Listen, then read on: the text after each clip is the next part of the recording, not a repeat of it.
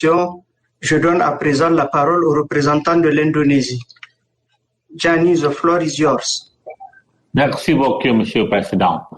I also, like others, like to thank you for convening this very important meeting, as well as thank the briefers, USG Rosemary DiCarlo, USG Jean-Pierre Lacroix, and of course USG Mark Lowcock for their comprehensive briefing. Now, hearing from their briefings, a grim picture emerged, particularly after hearing USG Mark's report on the numbers on those that are vulnerable and the indirect effect of the pandemic. Resolution 2532 is an important resolution and would once again thank France and Tunisia as co-pen holders. I also would, like Jonathan, pay tribute to our colleagues Nicola and Ambassador Kais for his exemplary Tunisian diplomacy and contribution to the work of this council. Now, Resolution 2532 contains important provision, including the calls for cessation of hostilities, 90 days humanitarian pause, and intensified international cooperation. As the COVID situation continues to evolve, this meeting is timely to take stock of the progress on the implementation of the resolution and to identify needs for further improvement. The briefers are already very clear on where we are currently, and thus the next question is naturally, where are we going to go? Now, in this regard, allow me to highlight 3 points. First, we must strengthen our call for a global ceasefire. Despite the call to put conflicts in a lockdown, unfortunately, as we learned in various reports, in many countries and situations, various conflicts have continued, if not intensified, and some are only temporary in nature. Some ceasefire commitments have not been held. Terrorist groups continue to maintain and even enhance their area of influence and capacity to conduct serious attacks. We have to continue supporting the peace efforts by the Secretary General and his representatives, including through building synergy with regional and local actors in confidence building and strengthening violence reduction efforts at the local level. Indonesia's views that continued monitoring is necessary on the progress of ceasefire implementation, because it will create deterrence for actors from engaging in violence and send the message that ceasefire commitments must be honored. The second point is we must continue to support the work of the UN missions on the ground. Despite the challenging situation and some restriction caused by the pandemic, peacekeeping missions have managed to adapt and implement their core mandates professionally, including in facilitating peace process, maintaining conducive security situation, protecting civilians through community engagement, as well as in ensuring effective implementation of the Secretary General's call, the global ceasefire by parties to conflict. We thank Atul as well as Jean-Pierre for all their efforts. Indonesia commends also the step taken by peacekeeping mission in assisting the host countries in dealing with the impacts of the pandemic within its mandate and available resources.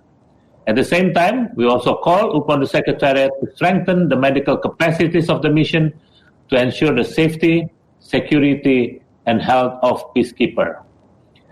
Now, colleagues, as we have recently adopted UNSC Resolution 2538 on women peacekeepers, widely supported by many members of the UN and co-sponsored by the 15 members of the Council, it is now timely more than ever to ensure its implementation in conjunction with Resolution 2532, which we are discussing right now.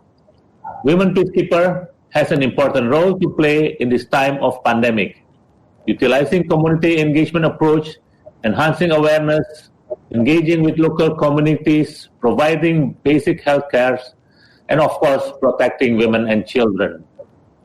As one of the largest troop and police contributing countries, rest assured that Indonesia will remain committed to continuing its contribution to peacekeeping operation during this difficult of time. We also would like to pay tribute to the many peacekeeper and humanitarian workers on the ground that has been affected by COVID-19. The third point is ensuring delivery of critical humanitarian assistance. The 90 days of humanitarian pause envisioned in the resolution will expire by the end of this month. The humanitarian pause is vital for humanitarian actors to provide respite to affected people. Yet, we continue to witness hindrance to humanitarian assistance in some areas. We must explore ways to further enable humanitarian actors to reach the population in need in a timely manner and ensure a durable pause beyond the period called for by the resolution.